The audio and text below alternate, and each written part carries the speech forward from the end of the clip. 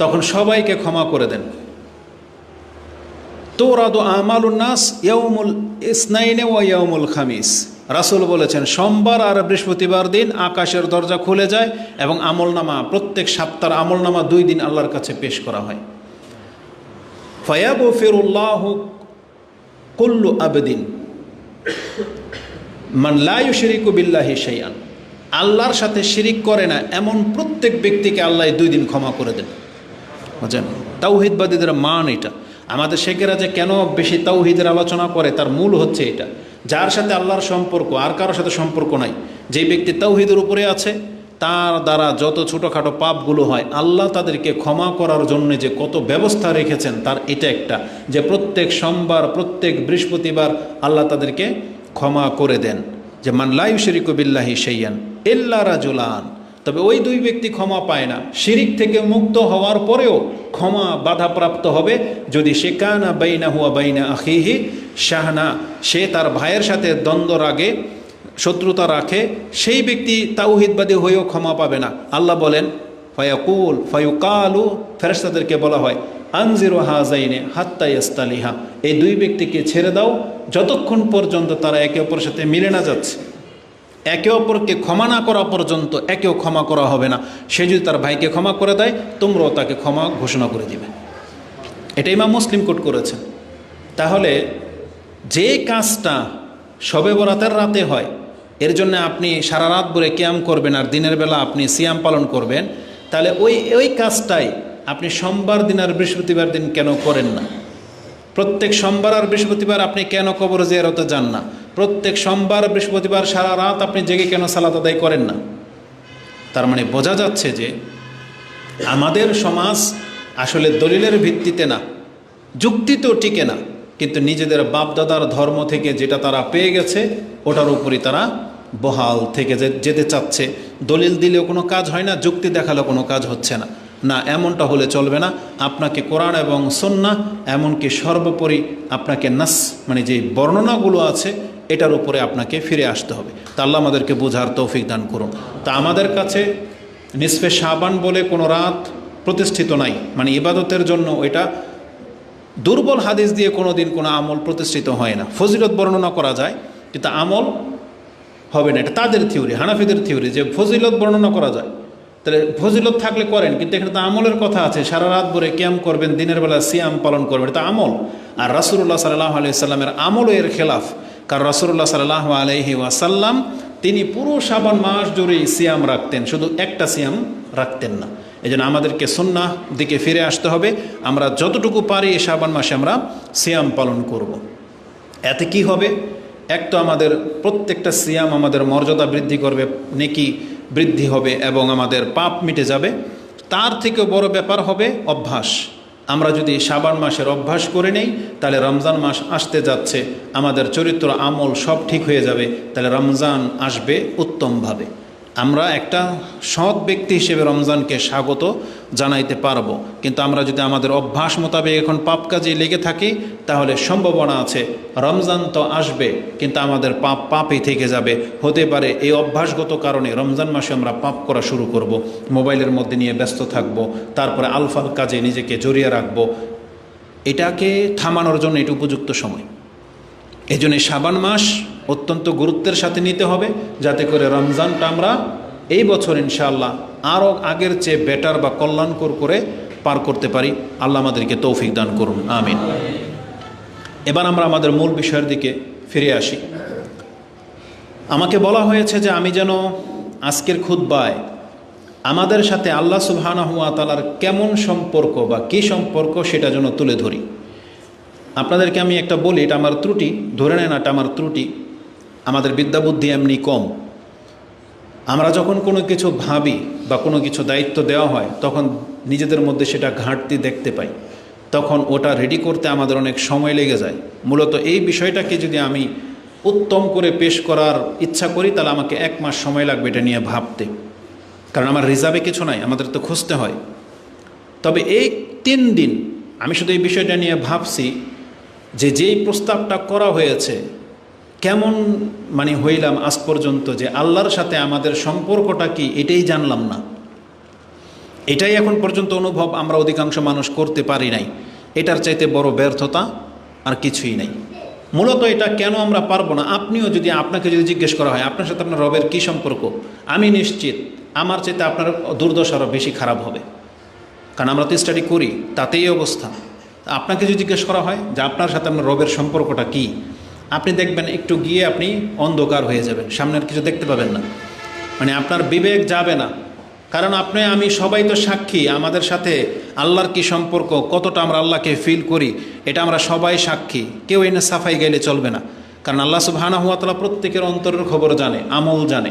এজন্য আমরা প্রেক্ষাপটকে সামনে রেখে কথা বলতে পারি, নিশ্চিত আপনাদের সবার একই দশা হবে যেটা আমাদের দশা, যে দেখতে পাবেন যে আল্লাহর সাথে একটা সম্পর্কের বড় গ্যাপ আমাদের রয়ে গেছে। আমাদের সাথে ব্যবসা বাণিজ্যের যে সম্পর্ক, আমাদের সাথে ঘুমের যে সম্পর্ক, খাওয়া দাওয়া, নিজের চাহিদার যে সম্পর্ক, যৌনতার যে সম্পর্ক, আমাদের সাথে ফ্রেন্ড সার্কেলের যে সম্পর্ক, আমাদের সাথে অবৈধ যে সম্পর্ক, গার্লফ্রেন্ড বয়ফ্রেন্ড, আমাদের সাথে আত্মীয়তার সম্পর্ক যতটা গাঢ়, সেই তুলনায় আপনি আল্লাহর সাথে সম্পর্কটা একটু মাপেন তো, দেখবেন খুব কম। আল্লাহ সুবহানাহু ওয়া তাআলার সাথে সম্পর্কটা একেবারে জিরো লেভেলে আছে, সবচেয়ে নিচে ওটা দেখবেন আল্লাহর সাথে সম্পর্ক। বিপদে পড়লে আমরা কাকে ডাকি? দেখবেন বন্ধু বান্ধবকে ডাকি, খুঁজি কে আমাকে হেল্প করতে পারবে, কে ধার দিতে পারবে, তাদেরকে খুঁজি। সেখানে আপনি প্রথমে আল্লাহকে ডাকেন নাই। আপনার যে কোনো ক্ষেত্রে হতাশায় পেরেশানি, আপনি খালি হন্য হয়ে ঘোরেন কে আপনাকে হেল্প করতে পারবে, কিন্তু আল্লাহর দিকে আপনার বিবেক যায় না। যে কোনো পেরেশানিতে আপনি হতাশা হয়ে যাচ্ছেন, কিন্তু আপনার রব আপনার সাথে আছে, এটা আল্লাহর ফয়সালা।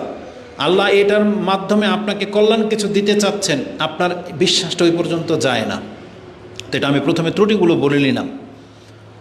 তারপরে আমরা আল্লাহ সুবহানাহু ওয়া তাআলার ফয়সালাকে অনেক সময় মেনে নিতে পারি না, যদিও অনেক সময় বাধ্য হয়ে আপনি ওয়ার্কার হিসেবে মালিকের ফয়সালাটা মেনেই নিচ্ছেন, তারপর তার কাজ করেই যাচ্ছেন, সে আপনার বেতন কাটে, তারপর আপনি কিচ্ছু করার ক্ষমতা নাই, নত হয়ে আছেন। বরং এমন সময় দেখা যায় যে আপনি আপনার চাকরিকে ঠিক রাখার জন্য আপনার ইবাদতকে পর্যন্ত আপনি ছেড়ে দিচ্ছেন। এটা হচ্ছে মালিকের সাথে আপনার সম্পর্ক। আল্লাহ সুবহানাহু ওয়া তাআলা আমাদের উপরে যে কত কি করেছেন, কত ইহসান করেছেন, এটা যদি এক এক করে তুলে ধরা হয়, সে তুলনায় এই দুনিয়ার মানুষগুলো কিছুই করে নেই, কিছুই করে নেই। আপনি দেখতে পাবেন সেই তুলনায় যতটা রেসপেক্ট আমরা তাদেরকে করি, আমরা আমাদের মালিককে করি, পিতামাতাকে করি, আত্মীয় স্বজনকে করি, বন্ধু বান্ধবদেরকে করি, যতটা সম্মান তাদেরকে করি বা তাদের কাছে নত হয়ে থাকি, সেই তুলনায় আল্লাহ সুবহানাহু ওয়া তাআলা তিনি 24 ঘন্টা আপনার আমার কাছ থেকে সেজদায় পড়ে থাকাটা এটাও কম হয়ে যাবে, এটাও কম হয়ে যাবে। তা আসলে আমাকে যেহেতু বলা হয়েছে যে আল্লাহর সাথে আমাদের সম্পর্কটা কেমন, আমি বিষয়টাকে এইভাবে দেখতে পাচ্ছি। এটা ভাবতে গিয়ে দেখতে পেলাম যে না, বিষয়টা হয়তো এমন হওয়া উচিত ছিল যে আল্লাহ আমাদের সাথে কেমন সম্পর্ক করতে চেয়েছেন, এমন হওয়া উচিত ছিল। মানে এটা আপনাকে জানতে হবে যে আমরা কারা আর আল্লাহ আমাদেরকে কেমন সম্পর্ক করতে চেয়েছেন। মানে আমরা সবাই জানি আমরা আল্লাহর বান্দা বা গোলাম, কিন্তু আল্লাহ সুবহানাহু ওয়া তাআলা হাকিকিভাবে তিনি আমাদেরকে গোলাম রূপে সৃষ্টিত করেছেন, কিন্তু তিনি আমাদেরকে গোলাম রাখতে চান না, বরং তিনি আমাদেরকে তার অন্তরঙ্গ বন্ধু হিসেবে পেতে চান। এটা আমি আজকে আপনাকে দেখাবো। আল্লাহ নিজে একা, নিজে কোনো সন্তান গ্রহণ করেননি, নিজে কোনো পরিবার গ্রহণ করেননি। আল্লাহ চেয়েছেন আমাদের মধ্য থেকে তার পরিবারের অন্তর্ভুক্ত করতে, মানে আল্লাহ আমাদেরকে নিয়ে থাকতে চেয়েছেন। একজন মানুষের থাকে না যে কেউ নাই, সে তার টিম, তার অধীনস্থ একজন নেতা যখন হয়, সে তার টিম নিয়েই বেঁচে থাকতে চায়, তার আর পরিবার টরিবার লাগে না। আপনি ওই সেন্সে নিয়েন না, কারণ আমাদের মধ্যে সবসময় তো খালি যৌনতা কাজ করে, তো এই জন্য আমাদের মাইন্ড শুধু ওই দিকে থাকে। কিন্তু ব্যক্তিত্বের হিসেবে দেখেন, একজন পাওয়ারফুল লিডার, তার যতক্ষণ ক্ষমতা, উত্তম ক্ষমতা থাকে, তার যদি অনুসারী থাকে, তার যদি একটা জগৎ থাকে, তার ওই শুধু ওই যৌনতাই মুখ্য বিষয় না, সেগুলোকে সে প্রত্যাখ্যান করে। সে তার টিম নিয়ে থাকা পছন্দ করে, যারা তার আনুগত্য করবে, যারা তাকে রেসপেক্ট করবে, ওটাকে নিয়েই তারা আলহামদুলিল্লাহ আমোদের মধ্যে থেকে যায়। আর আল্লাহ তো হচ্ছেন স্রষ্টা এক। আল্লাহ সুবহানাহু ওয়া তাআলা তিনি সঙ্গী গ্রহণ করবেন, এটা আল্লাহর সাথে যায় না। আল্লাহ বলছেন আল্লাহ তা থেকে মুক্ত, পবিত্র, সুবহানা, তিনি পবিত্র সঙ্গী গ্রহণ করা থেকে। ওটা আলাদা একটা মানে আকীদাগত বিষয়। কিন্তু আল্লাহ নিজের পক্ষ থেকে আমাদেরকে জানিয়েছেন, যদি আমি আমার সন্তান গ্রহণ করতে চাইতাম, তাইলে এই তুচ্ছ সৃষ্টির মধ্য থেকে কেন আমি আল্লাহ তোমাদের চাইতে উত্তম সৃষ্টি বানিয়ে আমার সন্তান হিসেবে গ্রহণ করে নিতাম। আল্লাহ বলেছেন এমনও যে আমি যদি দুনিয়াটাকে খেলতামশার বিষয়ে মনে করতাম, তাহলে আমি তো খেলতামশার জন্য এর চাইতে উত্তম কিছু সৃষ্টি করতে পারতাম, যেগুলো নিয়ে আমি খেলতামশা করতাম। তার মানে আল্লাহ সুবহানাহু ওয়া তাআলা মা খালাকতা হাযা বাতিলা, আল্লাহ বলেছেন যে ইমানদাররা এটা বলে যে আল্লাহ তুমি এগুলোকে অযথা ফেলে দেওয়ার মতো তুচ্ছ তাচ্ছিল্যের জন্য তুমি সৃষ্টি করো নাই। তার মানে এটার পেছনে রহস্য আছে। এবার আসুন আমি আমার মূল বক্তব্যের দিকে ফিরে যাই। তার মানে আল্লাহ আমাদেরকে বান্দা হিসেবে সৃষ্টি তো করেছেন, কিন্তু আল্লাহ আমাদেরকে বেটার কিছু দেখাতে চাচ্ছেন, তিনি আমাদেরকে তার বন্ধু হিসেবে গ্রহণ করতে চাচ্ছেন, যেটা হবে আজকের বক্তব্যের মূল বিষয়। যে আমরা আল্লাহ সুবহানাহু ওয়া তাআলার কয়েকটা পরিচয় প্রথমে আপনার কাছে তুলে ধরি, তারপরে এই পরিচয়গুলো যেই ব্যক্তি বহাল রাখবে তাদের সাথে আল্লাহ আরও দুইটা পরিচয়ে পেশ হবে, তবে ওটা পর্দার আড়ালে। যারা আল্লাহর বন্দিগিটাকে পারফেক্ট করে দেখাবে, আল্লাহ তাদেরকে আরেকটা রূপ দেখাবেন যে সে আল্লাহকে কিভাবে পাবে। আসুন দেখায়। প্রথম কথা হচ্ছে যে আল্লাহর পরিচয়টা জেনে নেন। যাকে আজকে আমরা সম্মান করি না, যাকে আজকে আমরা ভুলে গেছি, কে তিনি? সেই সত্তা সম্পর্কে আপনাকে জানতে হবে। তিনি সেই সত্তা যিনি আপনাকে আমাকে সৃষ্টি করেছেন। তিনি হচ্ছেন খালেক। আল্লাহু খালিকু কুল্লু শাইইন। আল্লাহ সুবহানাহু ওয়া তাআলা কোরআনে তিনি একটা আয়াতে উল্লেখ করেছেন, এক কথাতে আপনি পেয়ে যাবেন, যেটা সূরা জুমার 39 নম্বর সূরার 62 নম্বর আয়াতে রয়েছে। আল্লাহ সুবহানাহু ওয়া তাআলা তিনি বলেন, আল্লাহ হচ্ছেন তিনি আল্লাহু খালিকু কুল্লি শাইইন ওয়া হুয়া আলা কুল্লি শাইইন ওয়াকিল। আল্লাহ হচ্ছেন তিনি যিনি সব কিছুকে সৃষ্টি করেছেন এবং তিনি সব কিছুর উপরে কর্মবিধায়ক, সব কিছুর উপরে কর্তৃত্বাধীন রয়েছে। এই পিচ্ছিগুলাকে ঢুকান্ত ভিতরে, ওদেরকে ভিতরে ঢুকান্ত।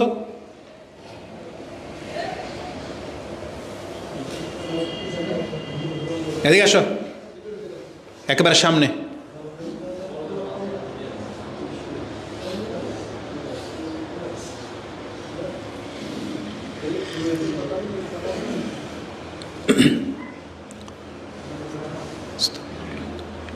আল্লাহ সুবহানাহু ওয়া তাআলা তিনি তার পরিচয় আমাদের কাছে এইভাবে তুলে ধরতেছেন, আল্লাহু খালিকু কুল্লি শাইইন। আল্লাহ সব কিছুকে সৃষ্টি করেছেন একাই, তার মানে তিনি হচ্ছেন খালেক। এই সব কিছুর মাঝে আমরাও আছি। আমাদেরকে কেন সৃষ্টি করা হয়েছে একটু পরে সেটা আমি আপনার কাছে ব্যক্ত করব।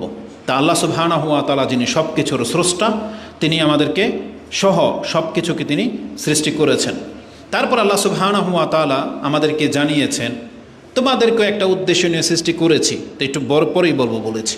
তাহলে আর বাকি যা কিছু আছে এগুলোকে কেন সৃষ্টি করা হয়েছে এটাও আল্লাহ আমাদেরকে জানিয়েছেন, যে বাকি যত কিছু আছে তোমরা ছাড়া এটা বান্দা আমি তোমাদের কল্যাণের জন্য সৃষ্টি করেছি। মানে তোমাদের উপকারার্থে তোমাদেরকে পরীক্ষা করা হবে, তোমাদেরকে এটা নিয়ে এই দুনিয়ার মধ্যে ব্যতিব্যস্ততায় রাখা হবে এবং এ থেকে তোমরা রিজিক প্রাপ্ত হবে, উপকৃত হবে, এই জন্য সৃষ্টি করা হয়েছে। যেটা আপনি সূরা বাকারা 2 নম্বর সূরার 29 নম্বর আয়াতে পেয়ে যাবেন। আল্লাহ সুবহানাহু ওয়া তাআলা বলেছেন, হুয়াল্লাযী, তিনি সেই সত্তা, খালাকা লাকুম মা ফিল আরদি জামিয়া, এই জমিনের মধ্যে যা কিছু আছে সব কিছু আমি আল্লাহ তোমাদের জন্য সৃষ্টি করেছি। তার মানে সব মানুষের জন্য, গাছপালা, নদী নালা, তারপরে পশু প্রাণী পাখি যা কিছু আছে, যা কিছু একজন মানুষের জীবনের জন্য প্রয়োজন সব কিছু আল্লাহ দিয়ে পৃথিবীটাকে আল্লাহ সাজিয়েছেন। হুয়াল্লাযী খালাকা লাকুম মা ফিল আরদি জামিয়া, আল্লাহ বলেন সব কিছু তোমাদের জন্য। এখান থেকে একটা আকীদার বিষয় আপনাকে ক্লিয়ার করে দেই, কারণ আমাদের সমাজে দেখেন বলে যে খুতবা লম্বা হয়ে যায়। খুতবা কেন লম্বা হবে না? যেটা আপনার মধ্যে অজ্ঞতা বেশি, এই জন্য আমাদের কথাও বেশি বলতে হয়। যদি আমরা তাওহীদবাদী হতাম তো এখন যে কথাটা বলতাম এটা বলা লাগতো না। সেটা কি? আমাদের সমাজে একটা বাতিল আকীদা হলো, তারা বলে যে নবীকে সৃষ্টি না করা হইলে কিছুই সৃষ্টি করা হইতো না। এটা একটা চরম বাতিল আকীদা। আর শুধু বাতিল আকীদাই না, এর মতন মূর্খ মানুষই হয় না। মানে মানুষ তো মূর্খ হয়, মূর্খের একটা লেভেল থাকে। এটা কোন লেভেলের মূর্খ আসলে এটা বলাই যাবে না। সে যত বড় আপনার কাছে পাগড়িদারি আল্লামা হয়ে যাক না কেন, আপনার নজরে সে আল্লামা, কিন্তু কোরআন হাদিসের ভিত্তিতে সে তার মতন মূর্খ আর সমাজ আর কেউ নাই। যে কথা বলে যে রাসূলকে সৃষ্টি না করা হইলে মানে পৃথিবীকে সৃষ্টি করতেন না, মানে আল্লাহ সুবহানাহু ওয়া তাআলার চিন্তার মধ্যে পানি ঢেলে দিয়েছে। মানে আল্লাহ সুবহানাহু ওয়া তাআলা বলে কেউ, মানে আল্লাহর যেই উদ্দেশ্য সেটাকেও মেরে দিছে একবারে। অথচ আল্লাহ সুবহানাহু ওয়া তাআলা কি বলেছেন? আল্লাহ যদি এই কথা বলতেন, হুয়াল্লাযী খালাকা লাকা মা ফিল আরদি জামিয়া, হে নবী আমি আপনার জন্য সব কিছু সৃষ্টি করেছি, তাহলে বুঝতাম যে কোরআনের আয়াত থেকে ওরা দলিল নিয়েছে। কিন্তু আল্লাহ বলেছেন হুয়াল্লাযী খালাকা লাকুম, তোমাদের জন্য। আল্লাহ বলছে তোমাদের জন্য, এখানে শুধু নবীকে বলা হয় নাই। তাহলে আপনি যে কথা বলতেন, আল্লাহ যদি আমাদেরকে সৃষ্টি না করতেন পুরো পৃথিবীকে সৃষ্টি করতেন না, কথাটা মেনে নেওয়ার মতো হইতো। কারণ আল্লাহর মুখ্য হচ্ছে মানুষ, মানুষকে দিয়ে আল্লাহ ইবাদত করাবেন, তাই আল্লাহ এই পৃথিবীটাকে সৃষ্টি করেছেন। কিন্তু তারা কত বদাকিদা যে এটা নাকি মানে রাসূলকেই নাকি মানে সৃষ্টি করেছেন পৃথিবীর জন্য, বা পৃথিবী সৃষ্টি নাকি হতো না যদি রাসূলকে না পাঠাইতে। তো পৃথিবীকে রাসূলকে একজন ছিল?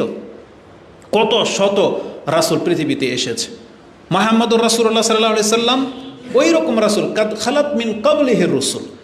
মুহাম্মদ তো তিনি একজন রাসূল, তেমন রাসূল তার পূর্বে কত রাসূল অতীত হয়ে গেছে, যেটা আল্লাহ সুবহানাহু ওয়া তাআলা সূরা আলে ইমরান ৩ নম্বর সূরার ১৪৪ নম্বর আয়াতে উল্লেখ করেছেন যে ওমা মুহাম্মাদুন ইল্লা রাসূলুন কাদ খালাত মিন ক্বাবলিহির রাসূল। মুহাম্মদ তো ঠিক একজন রাসূল, যেমন তার পূর্বে কত মর্যাদাপূর্ণ রাসূল অতীত হয়ে গেছে। ঈসা, মূসা, নূহ, ইব্রাহিম, আল্লাহ তো তাদের নাম উল্লেখ করেছেন। তাহলে তাদের জন্য আল্লাহ পৃথিবী সৃষ্টি করে নাই? তো এত ভ্রান্ত এদের এই বিশ্বাস, আল্লাহ হেফাজত করে আমাদেরকে।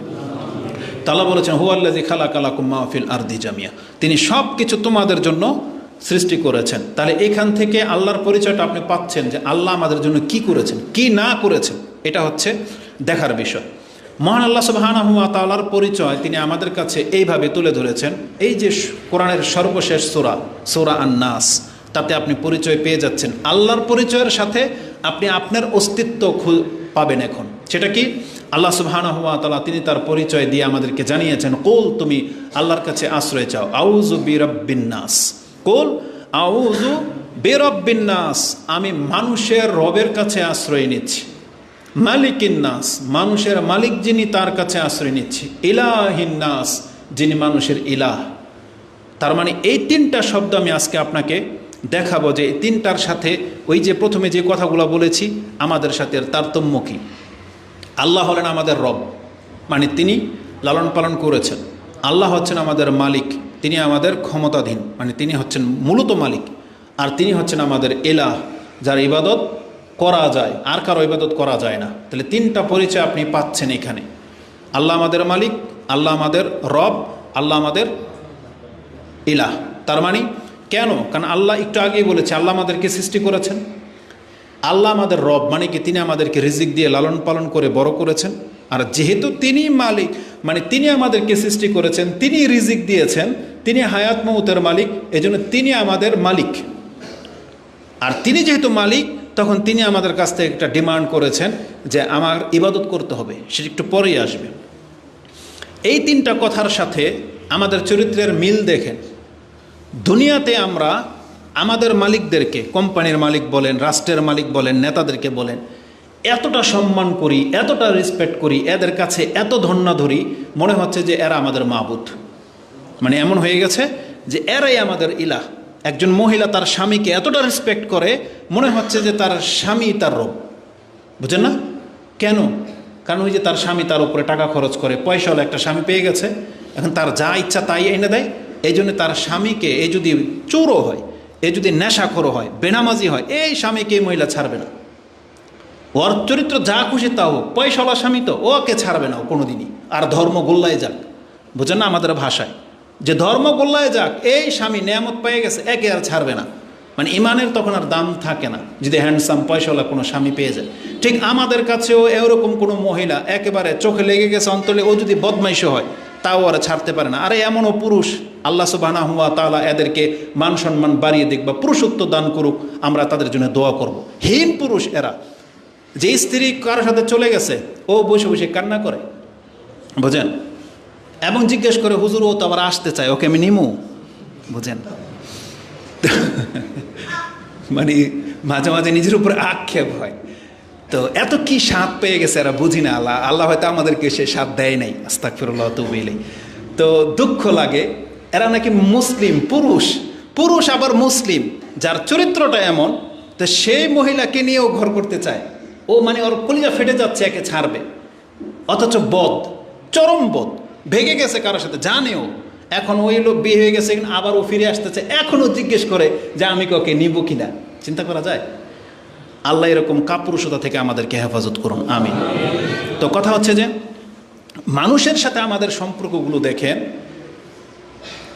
আল্লাহর তিনটা পরিচয় আমি আপনার কাছে তুলে ধরলাম। এখন এই মানুষকে, যাকে আপনি এতটা রেসপেক্ট করতেছেন, যাকে আপনি একবারে আল্লাহর মতো করে ভাবতেছেন, সে আপনার সাথে কি করেছে? প্রথমে দেখেন, রব শব্দটা দুনিয়ার যারা কৃতদাসের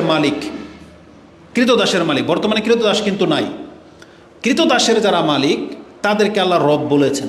আরবি ভাষার হিসেবে তারাও রব, আবার পিতামাতাও রব। কিন্তু এই দুই রবের মধ্যে পার্থক্য দেখেন। এই লোকটা স্বাধীন ছিল, কথাটা একটু বোঝেন, একটু সময় লেগে যাবে, যেটা আপনারা বুঝতে পারলে সহজ হতো আমার জন্য। এই বাচ্চাগুলোকে, আমাদেরকে একবারে মায়ের পেট থেকে বের হওয়ার পর থেকে লালন পালন করে এই যে বড় করেছে, এটা কারা করেছে? পিতামাতা করেছে। সেই সেন্সে তারাও আল্লাহর মতো রব উপাধি পেয়ে গেছে, যে সে তোমাকে লালন পালন করে বড় করেছে। কামা ইউরাব্বাউনা সিগারা, দোয়ার মধ্যে আরবরা বহু বচন এটা বলে, কামা ইউরাব্বাউনা সিগারা, মানে সাগির ছোট থেকে তোমাকে পালন করতে করতে বড় করেছে। তোমার বাপ মাও রবের মান রাখে, কিন্তু তাদেরকে রব বলা হয়নি। দুনিয়াতে তাদেরকে পিতামাতা বলা হচ্ছে, তাকে রব বলা হচ্ছে না।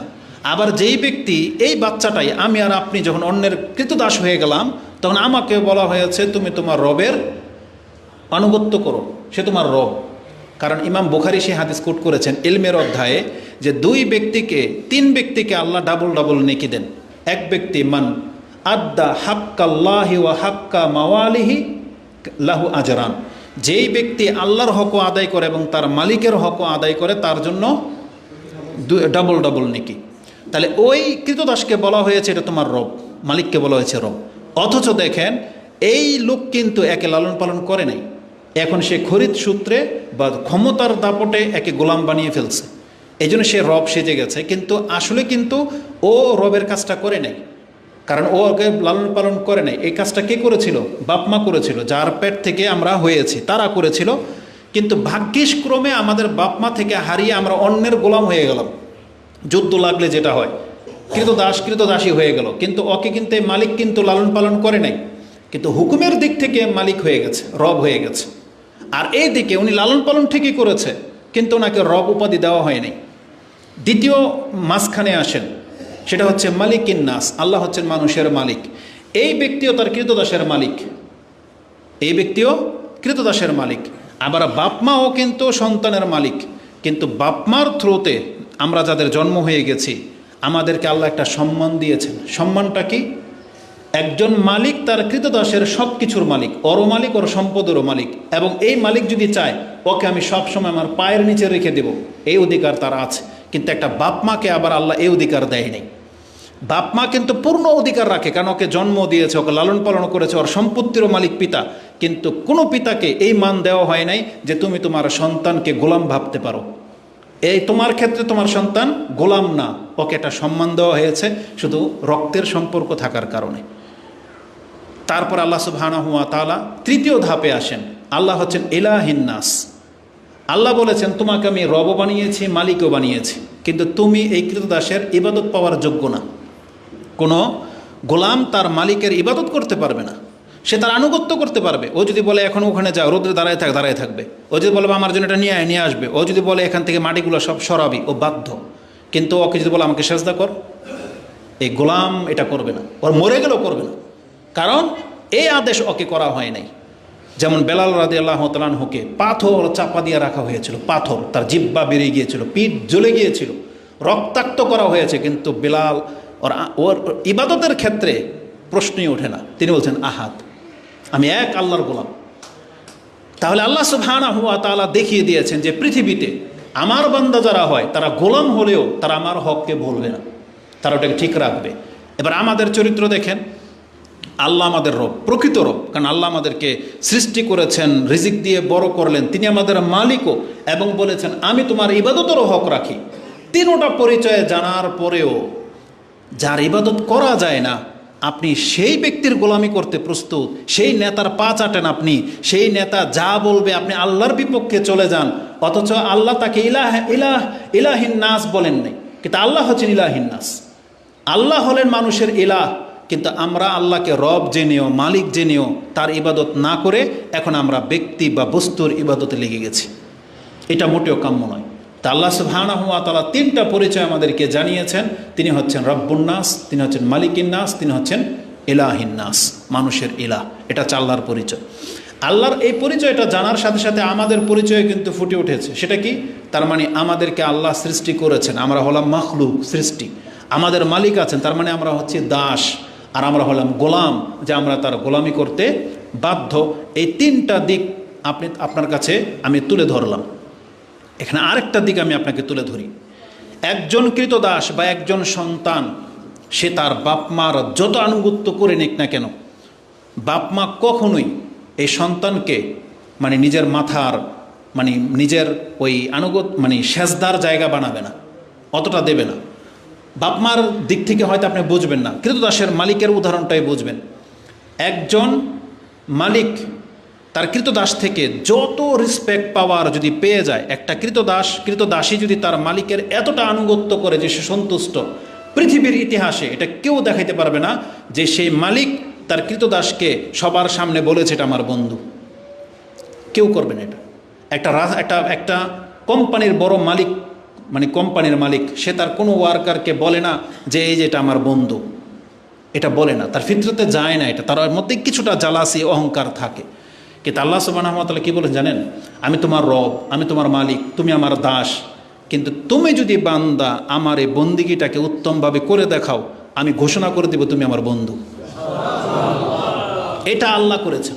এটাই হচ্ছে আজকের মূল বিষয়। এটা আমি আপনাকে দেখাবো যে আল্লাহ সুবহানাহু ওয়া তাআলা মানুষের মধ্য থেকে, তার গোলামদের মধ্য থেকে কতককে তিনি শুধু বন্ধু না, অন্তরঙ্গ বন্ধু হিসেবে গ্রহণ করেছেন।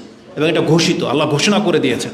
যেমন কোরআনে আল্লাহ সুবহানাহু ওয়া তাআলা আমাদেরকে জানিয়েছেন যে আল্লাহ সুবহানাহু ওয়া তাআলা ইব্রাহিম আলাইহিস সালামকে যে অন্তরঙ্গ বন্ধু হিসেবে গ্রহণ করেছেন, এটা কোরআনের আয়াত দ্বারা আল্লাহ সুবহানাহু ওয়া তাআলা জানিয়ে দিয়েছেন।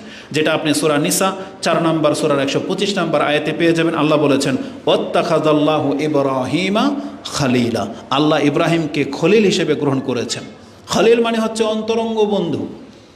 এটা যেহেতু কোরআন নাজিল হওয়ার সময়ের ঘটনা, এই জন্য আল্লাহ সুবহানাহু ওয়া তাআলা ইব্রাহিমের নাম এখানে এনেছেন। আর আমাদের নবী মুহাম্মদ রাসূলুল্লাহ সাল্লাল্লাহু আলাইহি সাল্লাম সম্পর্কে আল্লাহ তার ইন্তেকালের পূর্বেই জানিয়ে দিয়েছেন যে আপনাকে আমি বন্ধু হিসেবে গ্রহণ করলাম। আমাদের নবীকেও আল্লাহ সুবহানাহু ওয়া তাআলা অন্তরঙ্গ বন্ধু হিসেবে গ্রহণ করেছেন, যেটা হাদিস আপনি বুখারী এবং মুসলিমে পেয়ে যাবেন। মুসলিমের বর্ণনাটা একেবারেই স্পষ্ট। তাতে রাসূলুল্লাহ সাল্লাল্লাহু আলাইহি ওয়াসাল্লাম থেকে জুনদুব কালা সামিআতুন নবিয়্য সাল্লাল্লাহু আলাইহি ওয়াসাল্লাম ক্বাবলা আইয়ামুতু বিখামসিন, তিনি মৃত্যুর 5 দিন আগে তিনি আমাদেরকে এই কথা বলেছেন যে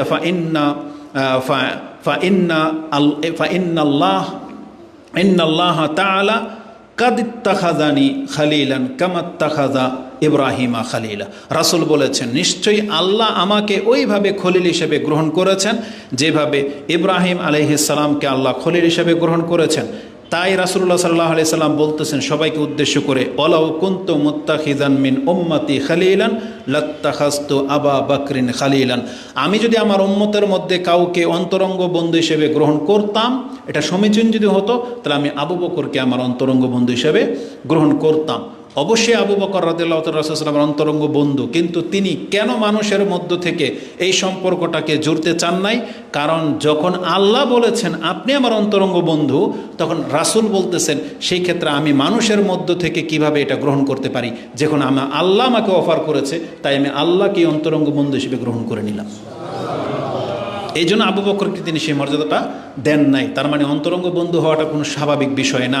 তা আল্লাহ যেহেতু তাকে অফার দিয়েছেন, এই জন্য রাসূলুল্লাহ সাল্লাল্লাহু আলাইহি সাল্লাম আল্লাহর অন্তরঙ্গ বন্ধু হওয়াটাই পছন্দ করেছেন। তাই মানুষের মধ্য থেকে কাউকে তিনি অন্তরঙ্গ বন্ধু বানান নাই। তবে বলেছেন আবু বকরের সাথে আমার ভ্রাতৃত্ব এবং উখিয়াত মানে ভ্রাতৃত্ব বোধ আছে। তার মানে পৃথিবীর সমস্ত মানুষকে যদি এক পাল্লায় মাপা হয়, তাহলে আবু বকর একাই এক পাল্লা দখল করে নেবে। রাসূল বলেছেন এ আবু বকর আমার জন্য তার সময়, তার শ্রম, তার সম্পদ সব লুটে দিয়েছে। এই জন্য আবু বকরের মান কেউ পায়নি, পাবেও না। আল্লাহ সুবহানাহু ওয়া তাআলা তাদের উপর রহম করুন, আমিন। তো এই হাদিসটি ইমাম মুসলিম কোট করেছেন কিতাবুস সালাত মসজিদের অধ্যায়। এই 5 দিন আগে এ কথা বলে দিয়ে রাসূলুল্লাহ সাল্লাল্লাহু আলাইহি ওয়াসাল্লাম আমাদেরকে সতর্ক করেছেন, আলা ওয়া ইন্না মান কানা ক্বাবলাকুম, তোমরা সাবধান থেকো, তোমরা জেনে রাখো তোমাদের পূর্বে যে জাতি অতীত হয়ে গেছে তারা কি করত, কানু ইয়াত্তাখিযুনা কুবুর আম্বিয়াইহিম ওয়া সালিহিম মাসাজিদা, তোমাদের পূর্বের জাতিরা তাদের সৎ ব্যক্তিদেরকে এবং তাদের নবীদেরকে মরে গেলে তারা কবরকে মসজিদ বানিয়ে ফেলতো। খবরদার আমি মরার পরে তোমরা কিন্তু আমার সম্পর্কে এরকম বাড়াবাড়ি করবে না। আলা ফালা তাত্তাখিযুল কুবুরা মাসাজিদান, তোমরা আমার কেন কারো কবরকে মসজিদের সেজদার জায়গায় রূপান্তরিত করবে না। ইন্নী আনহাকুম আন যালিক, আমি তোমাদেরকে এই কর্ম করা থেকে নিষেধ করতেছি। তাহলে যতগুলো মাজারওয়ালা আছে যারা মাজারকে নির্মাণ করেছে তারা প্রত্যেকে রাসূলুল্লাহ সাল্লাল্লাহু আলাইহি সাল্লামের এই হাদিসের নিষেধাজ্ঞাকে অমান্য করে চলতেছে। অথচ রাসূলুল্লাহ সাল্লাল্লাহু আলাইহি সাল্লাম কবরকে মসজিদ বানাতে মানে কি সেজদার স্থান বানাতে নিষেধ করেছেন। কবরস্থানে কোনো সেজদা চলবে না। এই জন্য মাজারকে সামনে রেখে কবরওয়ালাকে সামনে রেখে আপনি নামাজ পড়বেন, এটা আপনার জন্য জায়েজ নাই। কারণ রাসূলুল্লাহ সাল্লাল্লাহু আলাইহি সাল্লাম এটাকে নিষেধ করেছেন, যেটা ইমাম মুসলিম 1075 আপনি পেয়ে যাবেন। তা আমি যেটা দেখাতে চেয়েছি, আল্লাহ সুবহানাহু ওয়া তাআলা তিনি মানুষের মধ্য থেকেও বন্ধু গ্রহণ করতে চেয়েছেন, এমনকি তিনি করে দেখিয়েছেন যে ইব্রাহিম, মুহাম্মদ, মুসা, ঈসা এরা হলো আমার বন্ধু, এবং তাদের মধ্যে ইব্রাহিম এবং মুহাম্মদ হচ্ছে অন্তরঙ্গ বন্ধু। তা আমাদের জন্য আল্লাহ সুবহানাহু ওয়া তাআলা সেই অপশন খোলা রেখেছেন। এখন আমাদেরকে দেখতে হবে যে কি করলে আল্লাহ সুবহানাহু ওয়া তাআলা আমাদেরকে বন্ধু হিসেবে গ্রহণ করবেন। তাহলে এটা ছিল আল্লাহ সুবহানাহু ওয়া তাআলার পরিচয়, যে তিনি আমাদেরকে সৃষ্টি করেছেন, তিনি আমাদেরকে রিজিক দেন। আল্লাহ সুবহানাহু ওয়া তাআলা যে রিজিকের মালিক এটা তো আমরা সবাই জানি। যেমন আল্লাহ সুবহানাহু ওয়া তাআলা সূরা হুদ 11 নম্বর সূরার 6 নম্বরে বলেছেন, ওমা মিন দাব্বাতিন ফিল আরদি ইল্লা আলাল্লাহি রিজকুহা। আল্লাহ সুবহানাহু ওয়া তাআলা শুধু তোমাদের না, এই জমিনে চলাফেরা করে এমন একটা পোকাও নাই যেটা রিজিকের দায়িত্ব আল্লাহর হাতে নাই, বরং ওই পোকার ও দায়িত্ব কার হাতে? আল্লাহর হাতে। মানে আল্লাহ সুবহানাহু ওয়া তাআলা সবার রিজিকের দায়িত্বে আছেন। আল্লাহ এই রিজিকের দায়িত্ব আল্লাহর কোনো ব্যক্তিকে, অলি বন্ধুকে দিয়ে দেন নাই যে আমার অলিরা তোমাদেরকে রিজিক দেবে। এই রিজিকের মধ্যে সব শামিল, আপনার সুস্থতা, আপনার ব্যবসায় বরকত, আপনার সন্তান, আপনার বেঁচে থাকা, আপনার মানে যা কিছু আছে যেটা আপনি পীরদের কাছে চান, এইটার রিজিকের মালিক কার হাতে? আল্লাহর হাতে। এটা আল্লাহ কোনো পীরকে দিয়ে দেয়নি। এই জন্য আপনাদেরকে ধোঁকা দিয়ে দেওয়া হচ্ছে। সতর্ক সাবধান হওয়ার চেষ্টা করেন। এবার আসুন, আমাদের পরিচয় কি? ওই আল্লাহর পরিচয় থেকে আপনি আপনার পরিচয়ও খুঁজে পাচ্ছেন। তো আমাদের হাকিকি পরিচয় যেটা, এটা আল্লাহ স্পষ্ট করেন সূরা আয-যারিয়াত 11 নম্বর সূরার 56 নম্বর আয়াতে বলিয়ে দিয়েছেন। আল্লাহ বলেছেন, ওমা খালাকতুল জিন্না ওয়াল ইনসা ইল্লা লিয়াবুদুন, আমি জিন এবং ইনসানকে কেবল আমার বন্দিগির জন্য আমি সৃষ্টি করেছি, অন্য কোনো উদ্দেশ্যে না। তার মানে আমরা সবাই হলাম আল্লাহর গোলাম, আল্লাহর গোলাম। এটাই হচ্ছে আমাদের আসল পরিচয়। আল্লাহ কেন আমাদেরকে সৃষ্টি করেছেন? এই গোলামি দিয়ে আল্লাহ আমাদেরকে কি করতে চাচ্ছেন আল্লাহ এটাও স্পষ্ট করে দিয়েছেন। আপনি ভাববেন না যে আল্লাহ আমাদেরকে গোলাম বানিয়ে সৌদি আরবের ওই কফিলদের মতো। জানেন, আপনি বুঝতে পারবেন আল্লাহ সুবহানাহু ওয়া তাআলার পদ্ধতিটা। পীররা আর কফিলরা যেটা করে, পীরেরা মুরিদ বানায় যাতে মুরিদরা সব ধন ভাণ্ডার এনে পীরকে কুটিপুটি করে দেয়। তারপরে পীরে ইলেকশন করবে, কি করবে, টাকা কারা দেয়? সবই মুরিদানরা দেয়। তো পীরদের মতো আল্লাহ না, যে আল্লাহ এটা চান নাই যে তোমাদেরকে আমার সব আমার মানে কফিলেরই যে কি বলে আমেল। আল্লাহ সুবহানাহু ওয়া তাআলা আমাদেরকে আমেল সৃষ্টি করে নাই যে তোমাদেরকে সৃষ্টি করে আমি দুনিয়াতে ছেড়ে দিয়েছি, এখন তোমরা মাসে যা ইনকাম করবা 2 টাকা আমাকে দিবা, তাতে আমার রাজ্য চলবে। আমাদের দেশের সরকারদের মতো না যে আমি ব্রিজ টিরিজ সব বানাই দেব, টোল তোমাদের কাছ থেকে কাটবো আর আমি সরকার। এটা আল্লাহ সুবহানাহু ওয়া তাআলা না। আল্লাহ সুবহানাহু ওয়া তাআলা আমাদেরকে জানিয়ে দিয়েছেন, তোমাদেরকে ইবাদতের জন্য সৃষ্টি করেছি, বান্দা তোমার ইবাদতে আমার চারণার কোনো লাভ ক্ষতি নেই। আল্লাহ সুবহানাহু ওয়া তাআলা ক্লিয়ার করে দিয়েছেন। যেখানেই বলেছেন ওমা খালাকতুল জিন্না ওয়াল ইনসা ইল্লা লিয়াবুদুন, তার সাথে সাথে আল্লাহ আমাদেরকে এটাও জানিয়ে দিয়েছেন, মা উরিদু মিনহুম মির রিজকিন ওমা উরিদু আইয়ুতিমুন ইন্নাল্লাহা হুয়ার রাজ্জাকু যুল কুওয়াতিল মাতিন। বরং আল্লাহ হলেনই রাজ্জাক, শক্তিধর, প্রভাবশালী, ক্ষমতাবান, তিনি তোমাদেরকে রিজিক দিয়ে থাকেন। তার মানে আল্লাহ তোমাদের কাছ থেকে কফিলদের মতো ওই মান্থলি খাওয়ার জন্য তোমাদেরকে সৃষ্টি করেন নাই, বরং তোমাদের ইবাদত তোমাদের জন্য কল্যাণকর। আমাদের ইবাদতে আল্লাহর কোনো লাভ ক্ষতি নেই। আল্লাহ সুবহানাহু ওয়া তাআলা এই কথাটাকে বোঝানোর জন্য কোরআনে যে কত ব্যাপকভাবে আমাদেরকে জানিয়েছেন। আল্লাহ সুবহানাহু ওয়া তাআলাকে আপনি এইভাবে বুঝতে পারেন। যদিও আমাদের সমাজে দুই চরিত্রের পিতামাতা আছে। এক চরিত্রের পিতামাতা হলো সে তার সন্তানকে অনেক ফুটফুটে একটা সন্তান আদর করে লালন পালন করে। এই বাপ মার মাথায় কোনো দিন এই চিন্তা আসে না যে আমার এই সন্তান বুড়া বয়সে আমাকে ট্যাকেল দিবে। এই বাপ মার এই চিন্তা আসে না যে আমার এই মেয়েকে ওকে আমি পড়ালেখা করাইতেছি, ও ডাক্তার হবে, ইঞ্জিনিয়ার হবে, ও ইনকাম করে আমাকে খাওয়াবে। কিছু বাপ মা আছে এই চরিত্রের, সে কোনোদিন তার সন্তানকে নিজের ফ্যাক্টরির প্রোডাক্টের মতো ব্যবহার করে না, যে তোকে আমি বড় করে দিলাম যাতে আমার শেষ বয়সে ও আমার সাহারা হবে। এমন কিছু বাপ মা আছে যারা নিছক ভালোবাসার কারণে সন্তানদেরকে লালন পালন করতেছেন। ও যদি আমাকে খেতে দেয় দিবে, না দিলে না দিবে, তাতে আমার কিছু যায় আসে না, এটা আমার দায়িত্ব, আমি পুরো করে দিলাম। এমন কিছু বাপ মা আছে। আর কিছু বাপ মা আছে ও সন্তানকে পালে, মেয়েদেরকে পালে শুধু ইনকাম খাওয়ার জন্য। আমরা এমনও বহু মেয়েদের প্রশ্ন আমরা পেয়েছি যারা আমাদেরকে বলে যে হুজুর আমার বাপ মা আমাকে বিয়ে দিতে চায় না, আমার বিয়ের প্রয়োজন, তারা চায় আমি চাকরি করি। কেন? কারণ তাদের হাল ধরতে হবে। চিন্তা করা যায় যে তোকে এত পড়ালেখা করাইলাম, ডাক্তার হওয়ার পজিশনে তুই এখন বিয়ে বসে যাবি? আপনি কি মনে করেন? হ্যাঁ, তাদের ঘাটতি আছে, কিন্তু এটা ভালো চরিত্র না। আল্লাহ সুবহানাহু ওয়া তাআলা আপনার রিজিকে যে ঘাটতি রেখেছে এটা আল্লাহ ফয়সালা, কিন্তু আপনি আপনার মেয়েকে দিয়ে তো এই কাজ করাইতে পারেন না। ওর ভবিষ্যৎকে আপনি উজ্জ্বল করতে হবে, ওকে ভালো ছেলে দেখে বিয়ে দিতে হবে। ওর কামাই খাওয়ার জন্য আপনি ওকে পালতেছেন। এত নোংরা চিন্তা কি করে হতে পারে মানুষের মাঝে? তা আল্লাহকে আপনি প্রথম রূপে নিয়ে নেন। আল্লাহ সুবহানাহু ওয়া তাআলা আমাদেরকে লালন পালন করেন, এটা আল্লাহর এক্সট্রা গিফট, মানে গিফট আল্লাহ সুবহানাহু ওয়া তাআলা এমনি দিয়ে দিয়েছেন, এমনি। আপনি আল্লাহর কাছ থেকে এটা চান না, আশা করেন না। যেমন ধরেন কিছু মহিলারা আছে, কিছু ব্যক্তিরা আছে খুব দামি বিলাই পালে বিলাই। আচ্ছা বলেন তো আপনি বিলাই কেন পালেন? এই বিলাইকে আপনারা দুধ দেয়, বাচ্চা আন্ডা দেবে, কি দিবে? বিলাই থেকে সব মানে একটা সময় বেনিফিট হবেন আপনি? না, তুচ্ছ কাজ।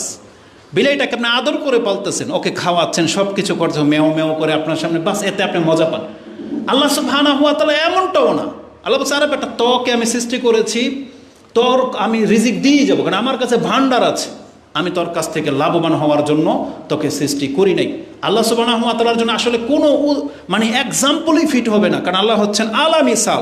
কিন্তু বোঝার জন্য এই কথাগুলো বিভিন্নভাবে আপনার কাছে বললাম। আল্লাহ সুবহানাহু ওয়া তাআলাকে চিনতে হলে আপনার মতো করে আপনাকে ভাবতে হবে যে আল্লাহ আসলে কি চেয়েছেন আমাদের কাছ থেকে, আল্লাহর কি লাভ আমাকে খাওয়াচ্ছেন, কি লাভ?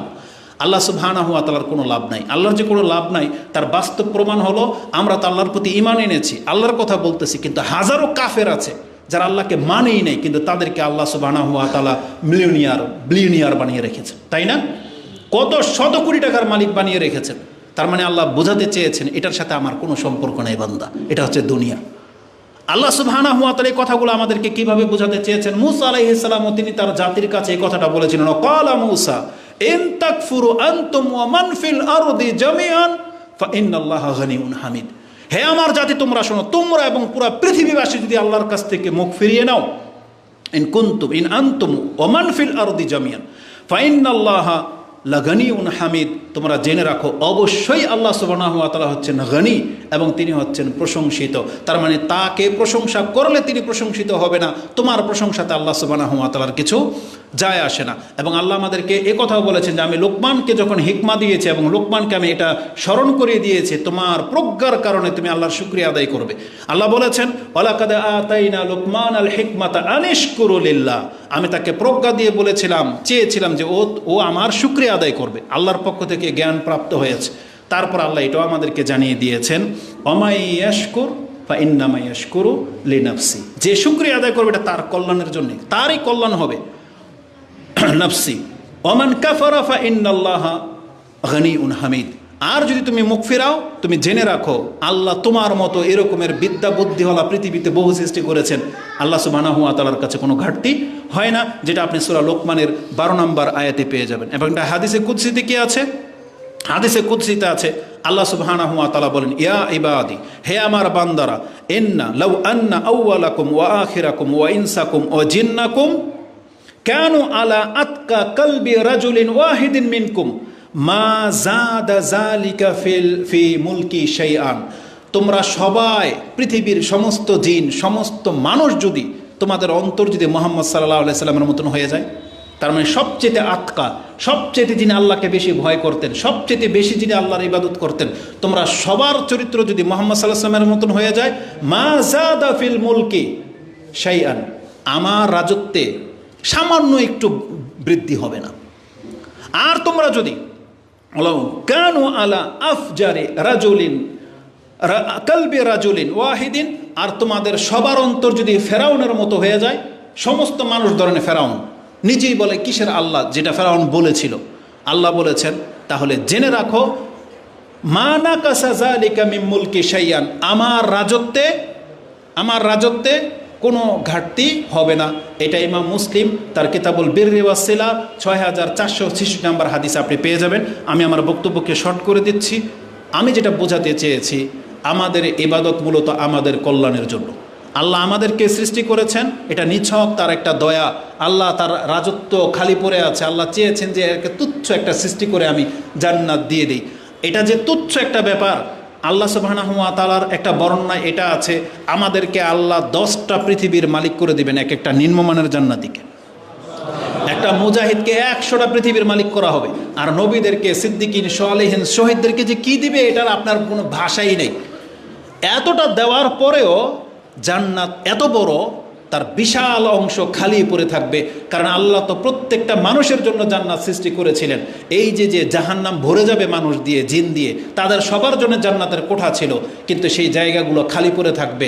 তখন আল্লাহ সুবহানাহু ওয়া তাআলা ইচ্ছা করে আরেকটা জাতি সৃষ্টি করবেন জান্নাতে, ওরা বড়ই হবে জান্নাতে। কি মনে করবেন? আল্লাহর কাছে এটা সহজ ব্যাপার। এটা আপনাকে দিয়ে আল্লাহ 10টা পৃথিবী ভরাবে শুধু আপনার সন্তান দিয়ে। কি মনে করেন? মানে আপনি হলেন সেখানকার কিং, 10টা পৃথিবীর মালিক আপনি। আপনাকে কতগুলো স্ত্রী লাগবে এটা আল্লাহ সুবহানাহু ওয়া তাআলা ভালোই জানে, এবং সেই 10টা জান্নাত বা 10টা পৃথিবীকে আপনার নাসল দিয়ে আল্লাহ ভরে দিবেন। কি মনে করেন? যে এবার আপনি আবাদ করেন, কতটুকু পারেন দেখা যাবে, সেটা হচ্ছে জান্নাত। কিন্তু আপনি আল্লাহকে বোঝার চেষ্টা করেন। এই যে বক্তব্যটা আমি আপনার কাছে পেশ করেছি, একটা আয়াতকে শুধু বাস্তবায়ন দেখানোর জন্য, এটা বলে দিয়ে আমি খুতবা শেষ করে দেব। এটা ছিল বক্তব্যের মূল। আজকে আমরা অধিকাংশ মানুষ আল্লাহর বন্দিগি থেকে মুখ ফিরিয়ে নিয়েছেন। আপনি বুঝতেই পারতেছেন আপনি কত বড় ভুল করেছেন। আল্লাহ সুবহানাহু ওয়া তাআলা কোরআনে চমৎকার একটা এক্সাম্পল টেনেছেন ঈসা আলাইহিস সালাম কেন্দ্র করে। আপনি ভাববেন না যে আল্লাহর সন্তান হওয়া, আল্লাহর ওলি হওয়া এটাতে গর্বের বিষয়। যেমন আমাদের দেশে ইঞ্জিনিয়ার, ডাক্তার, আমি আল্লাহর ওলি, ইনি প্রেসিডেন্ট, ইনি নেতা, এমপি, এগুলো যে গর্ববোধ করেন, আল্লাহ বলতেছেন তোমরা পৃথিবীর মানুষ জেনে নাও, ঈসা আলাইহিস সালামকে তোমরা যারা আল্লাহর পুত্র বলে সম্মান দেখাতে চেয়েছ, তোমরা ভাইব না যে এতে তার সম্মান বাড়বে। কিন্তু ঈসার চরিত্র কি সেটা আমি তোমাদেরকে জানিয়ে দিই। আল্লাহ বলতেছেন লা ইয়াস্তানকিফাল মাসিহা আইয়াকুনা আবদাল লিল্লাহ ওয়ালাল মালাইকাতুল মুকাররাবিন। আল্লাহ বলেছেন ঈসা কেন আমার যে সম্মানিত ফেরেশতারা আছে, জিব্রাইল পর্যন্ত নিজেকে আমার গোলাম হিসেবে পরিচয় দিতে ও হীন মনে করে না। কি মনে করলেন? যে ঈসা আলাইহিস সালাম তুমি যদি জিজ্ঞেস করো আপনি কে, সে বলবে না যে আমি সান অফ গড, সে বলবে না আমি আল্লাহর সন্তান, বরং সে বলবে আনা আব্দুল্লাহ। ঈসা বলবে আমি কে? আমি আব্দুল্লাহ। মানে ঈসা আলাইহিস সালাম নিজেকে আল্লাহর গোলাম বলতে এটাকে তুচ্ছ ভাবে না, এটাকে হীন ভাবে না যে আমি ছোট হয়ে যাব। বরং আল্লাহ বলছেন লা ইয়াস্তানকিফাল মাসিহ, ঈসা নিজেকে ছোট মনে করে না যে আমি আল্লাহর বান্দা, বরং তোমরা তাকে আল্লাহর পুত্র বানাতে গিয়ে তাকে জালেমের অন্তর্ভুক্ত করে দিচ্ছ। বরং ঈসা আল্লাহর বান্দা হওয়াতেই ওর সৌভাগ্য। আল্লাহ বলেছেন কেউ যদি আল্লাহর বান্দা হতে পারে এটা অর্জনের সৌভাগ্য। মুহাম্মদুর রাসূলুল্লাহ সাল্লাল্লাহু আলাইহি ওয়াসাল্লামকে আল্লাহ নিজের বান্দা বলে ঘোষণা করেছেন কোরআনে, এটা আমার বান্দা। ওয়ান্নাহু লাম্মা কামা আব্দুল্লাহ, সূরা জিনের মধ্যে 17 নম্বর 17, 18, 19 নম্বর আয়াত আপনি পেয়ে যাবেন। আল্লাহ বলছেন ওয়ান্নাহু লাম্মা কামা আব্দুল্লাহ, আল্লাহর বান্দা যখন নামাজে দাঁড়ায় তখন তারা মনে হচ্ছে তাকে হুমড়ি খেয়ে ধরবে। এই বর্ণনার মধ্যে জিনদের কথা আছে, কাফেরদের কথা আছে, বিভিন্ন বর্ণনায় আসছে। তো আল্লাহ এখানে মুহাম্মদ সাল্লাল্লাহু আলাইহি সাল্লামকে আল্লাহর বান্দা বলে ঘোষণা করে দিয়েছেন। আর মুহাম্মদুর রাসূলুল্লাহ সাল্লাল্লাহু আলাইহি সাল্লাম নিজেও আমাদেরকে কি বলেছেন যে হে মানুষ তোমরা সতর্ক হয়ে যাও, আমাকে সাইয়্যেদ বলো কি বলো না বলো তোমরা সতর্ক হয়ে যাও। লা তুতরুনি কামা আতরাতিন নাসারা ইবনু মারিয়াম, মারিয়াম আলাইহিস সালাম তার ছেলে ঈসা সম্পর্কে জাতি যতটা বাড়াবাড়ি করেছে, খবরদার তোমরা আমার সম্পর্কে এতটা বাড়াবাড়ি করবে না। তোমরা আমার পরিচয় জেনে নাও, ইন্নী আব্দুল্লাহ, আমি কিন্তু আল্লাহর বান্দা। ফাকুলু আব্দুল্লাহি ওয়া রাসূল, তোমরা বলো যে আল্লাহর বান্দা এবং তার রাসূল। তার মানে রাসূল নিজেকে আল্লাহর বান্দা পরিচয় দিতে এটাকে গর্ববোধ করতেছেন, আর আমরা আল্লাহর গোলামি করতে এটা হীন মনে করতেছি। আপনি আল্লাহকে সেজদা করবেন, এটা আপনার কাছে তুচ্ছ মনে হয়, এটা আপনার কাছে হীনতা মনে হয়, আপনি এত বড় অহংকারী হয়ে গেলেন। অথচ আল্লাহ বলতেছেন জিব্রাইল পর্যন্ত আমাকে সেজদা করতে, আমার কথায় উঠতে বসতে জিব্রাইলের মধ্যে সামান্যতম গিলটি ফিল হয় না। ও এটাকে গর্ববোধ মনে করে যে আমি আল্লাহর ইবাদত করতেছি। আর একটা গরুর বান্দা আর আপনি হচ্ছেন আল্লাহর বান্দা, এই দুই বান্দার মধ্যে পার্থক্য নাই? এটা বট গাছের বান্দা হওয়া আর আল্লাহর বান্দা হওয়া কি এক জিনিস? আপনি গণতন্ত্রের বান্দা হয়ে যাচ্ছেন, যেখানে আল্লাহ আপনাকে ইসলামের খেলাফত দিয়েছে। আপনি কি এই দুইটাকে এক করে কেন দিলেন? একটা হচ্ছে আল্লাহর বান্দা, আর একটা হচ্ছে বস্তুর বান্দা, অর্থ সম্পত্তির বান্দা। আপনি সেটার দিকে কেন ঝুঁকে গেলেন? এটা মোটেও না। রাসূল সাল্লাল্লাহু আলাইহি ওয়াসাল্লাম বলেছেন ফাকুলু আবদুল্লাহি ওয়া রাসূল।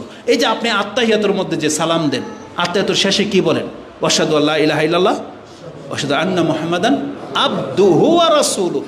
এর চাইতে যদি উত্তম কোনো পরিচয় মুহাম্মদ সাল্লাল্লাহু আলাইহি সাল্লামের যদি হতো, তাহলে আল্লাহ সেটাই বলতেন। কিন্তু আল্লাহ বলেছেন এটা আমার বান্দা। আল্লাহ যদি কাউকে নিজের বান্দা বলে ঘোষণা করে দেন, তার উপাধি আপনি জানেন? এটাই ছিল আজকের বক্তব্যের মূল বিষয়। যেই ব্যক্তি আল্লাহর বান্দা রূপে প্রকাশ পেয়ে যাবেন, পরিচয় পেয়ে যাবে, আল্লাহ বলেছেন আমি তোমার ওলি, আমি তোমার মাওলা। সে আল্লাহর আরও দুইটা পরিচয় পাবে। এক কি? ওলি, আরেকটা হচ্ছে মাওলা। মাওলা মানে বোঝেন? যিনি আপনার রক্ষক, যিনি আপনার দায়িত্বশীল, তিনি হচ্ছেন আপনার মাওলা। আপনার ওলি মানে আল্লাহ হচ্ছেন ওলি, আপনার বন্ধু। তার মানে বন্ধু বন্ধুর উপকারে আসে। এই জন্য আল্লাহ বারবার কোরআনে বলেছে, যেই সমস্ত কাফেররা আমাকে ছেড়ে দিয়েছে, কিয়ামতের মাঠে ওয়ালা তাজিদু ওয়ালিয়ান ওয়ালা নাসিরা, তারা কোনো ওলিও পাবে না, সাহায্যকারীও পাবে না। আর আমরা যদি আল্লাহর বান্দা হয়ে যাই, আল্লাহ আমাদের কাছে কিয়ামতের মাঠে ওলি হয়ে আসবেন এবং মাওলা হয়ে আসবেন, যে আল্লাহ আমাদের দায়িত্ব নিয়ে নেবেন। আল্লাহ তুমি আমাদের এই ওলিয়ত্ব কবুল করো। আল্লাহ তুমি আমাদেরকে তোমার বান্দা হিসেবে ঘোষণা করে দাও। আমিন রাব্বাল আলামিন। সুবহানাকাল্লাহুম্মা রাব্বানা বিহামদিকা আশহাদু আল্লা ইলাহা ইল্লা আনতা আস্তাগফিরুকা ওয়া আতুবু ইলাইক।